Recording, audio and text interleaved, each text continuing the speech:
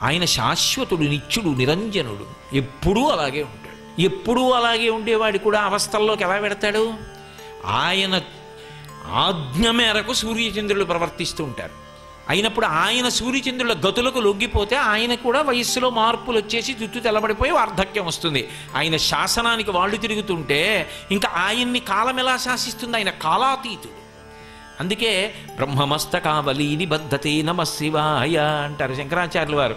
దో పునుకల పేరు కంఠమన భూరి భుజంగము భూషణంబుగా అనయము భస్మధారణము అద్రి నివాసము మీరు విల్లుగా అనుబుగ దంతి చర్మమును హస్తములందు కపాలచూలముల్ పడివడిదల్తు శంకర కృపావరు రూపమును ఆశ్రయించదన్నంటారు. ఆయన మెళ్ళో పునుకలమాల ఎవడు ఓ రుద్రాక్షదండ వేయలేదని వేసుకున్నవాడు కాడు. ఆయనకి ఓ బంగారంతో చిన్న రుద్రాక్షలు చుట్టించేవాడే లేడండి లోకంలో. అందుకు కాదు, అన్నీ ఆయనవే అయితే ఇంకా ఆయన కొత్తగా వేసుకోవాలా? ఓ పెద్ద భవంతి ఉంది.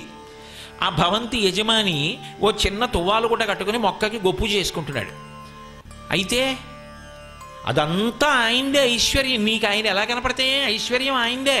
ఆయన నువ్వు తోటమాలనుకో, ఇంటి కూలి అనుకో, కానీ అసలు నిజానికి ఆయనే ఆ ఇంటికి ఎంతటికి యజమాని, శంకరుడు అంతే.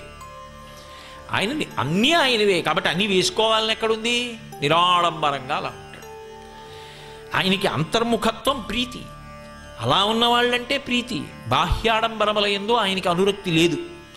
కాబట్టి అటువంటి మహానుభావుడు కనుక కాలమునకు వశపడేవాడు కాడు. దానికి తార్కాణమే ఆయన మెడలో వేసుకునేటటువంటి పుర్రెల మాల.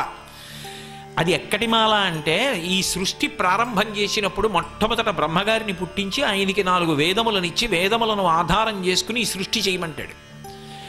ఎవరిలోకి వెళ్ళిపోయిందో మహాప్రళయంలో వాళ్ళల్లోంచే కదండి రావాలి సృష్టి అంతా. ఆయనలోకి వెళ్ళిపోతే ఆయనలోంచేనా బయటికి రావాలి?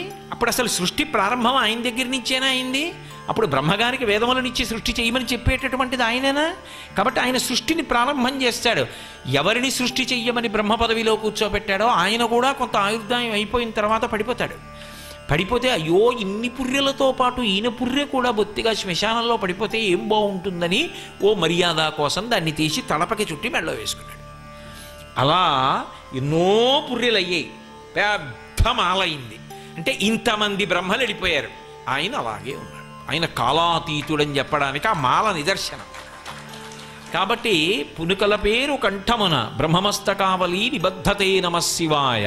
ఆయనే కాలమునకు లొంగడు కాబట్టి యవ్వనంలో కూర్చుంటాడు. అందుకే చిత్రం వటతరోర్మూలే వృద్ధా శిష్య గురుర్యువా గురోస్తు మౌనం వ్యాఖ్యానం శిష్యాస్తు క్షణ సంశయా. ఆయనే యవ్వనంలో ఉండగలడు. ఆయనే పరమవృద్ధుడిగా కనపడగలడు. ఎలాగైనా కనపడగలడు. ఎందుకంటే అసలు కాలము ఆయనకు వశవర్తి అయి ఉంటుంది తప్ప ఆయన కాలమునకు వశపడేటటువంటి వాడు కాదు కనుక. అందుకని చిన్నారులలోన చిన్నవాడందుమా ఏనాటి వాడకో ఎరుకలేదు.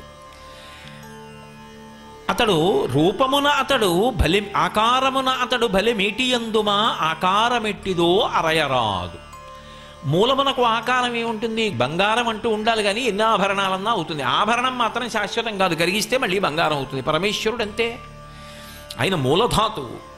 ఆయన లేక సృష్టి లేదేమో కానీ సృష్టి లేకపోయినా ఆయన ఉంటాడు. ఆభరణములు లేకపోయినా బంగారం ఉంటుంది, కరిగించి ముద్ద చేయిస్తే. బంగారం లేకుండా ఆభరణాలు రావు. ఆయన లేని సృష్టి లేదు, సృష్టి లేకపోయినా ఆయన ఉంటాడు. కాబట్టి ఆయనకి ఆకృతి ఏమిటి అసలు?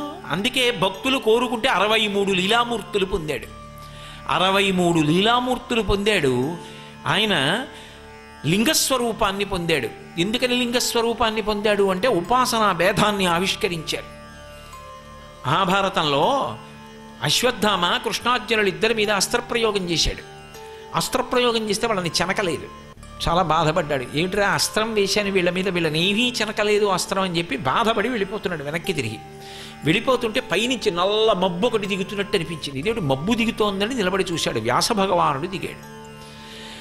దిగితే ఆయన తెల్లబోయి వ్యాస భగవానుడి దర్శనమైందని అశ్వత్థామ వ్యాసుడికి నమస్కారం చేసి కూర్చున్నాడు. ఏమిరా అబ్బాయి చిన్నబుచ్చుకుని ఉన్నావు అని అడిగాడు. అడిగితే నేను ఎన్ని అస్త్రములు వేసినా కృష్ణార్జునుల్ని చెనకలేదు, ఎందుచేత చెనకవని అడిగాడు. అడిగితే అప్పుడు చెప్పాడు, లింగమర్చతియ ప్రభో అందుకని వారి యందు కరోతి వృషభధ్వజ తస్మిన్నభ్యధికాం ప్రీతిం కరోతి వృషభధ్వజ. సాకారమును ఉపాసన చేసిన వాడి కన్నా లింగాకారమును ఉపాసన చేసిన వాడు ఉపాసన యందు పై స్థాయిలో ఉంటాడు కాబట్టి పై స్థాయి ఉపాసకుడిని కింద స్థాయి ఉపాసకుడు చెనకలేడు. అందుకని వాళ్ళు లింగోపాసకులు. నువ్వు శివుడికి సాకారమూర్తిని ఉపాసన చేస్తావు, నీ ఉపాసన వారి ఉపాసనకి ముందు సరిపోదు, అందుకే నువ్వు వేసిన అస్త్రం వారిని చెనకదని చెప్పాడు. కాబట్టి ఉపాసన యందు పై స్థాయిని చూపించడానికి లింగమూర్తి అయి ఉంటాడు. పైగా లింగం అంటే గుర్తు, సృష్టి స్థితి లయలకు అదే గుర్తు. అది కిందకొచ్చేస్తే లింగమైంది. లింగం ఇలా ఉందనుకోండి, పైన ఇలా ఉంటుంది. అదే ఇలా పెరిగింది అనుకోండి, ఇలా పెరుగుతూ వెళ్ళింది అనుకోండి, ఇలా చుట్టింది, గుడిని చుట్టింది, ఇలా చుట్టింది, కొమ్మాదిని చుట్టింది, ఇలా చుట్టింది, రాష్ట్రాన్ని చుట్టింది, ఇలా చుట్టింది, దేశాన్ని చుట్టింది, ఇలా చుట్టింది, విశ్వాన్ని చుట్టింది. ఇప్పుడు లింగమే విశ్వము, విశ్వమే లింగము. అది తగ్గుతూ వచ్చింది నా కోసం, అదిగో గుళ్ళో అంతయింది. కాబట్టి లింగము అంటే అంతా ఇందులో ఉందో అదే లింగం, అటువంటి స్వరూపి. కాబట్టి ఆయనకి ఆకారం ఇది అని చెప్పడం ఎలా కుదురుతుంది అంతటి అద్భుతమూర్తికి? కాబట్టి ఆయన గురించి చెప్పడానికి ఆకారమున అతడు భలే మేటియందుమా ఆకారమెట్టిదో అరయరాదు. అసలు ఆయన సౌందర్యానికి వివశులైపోతారు. నమః శివాయ, నమః శివాయ.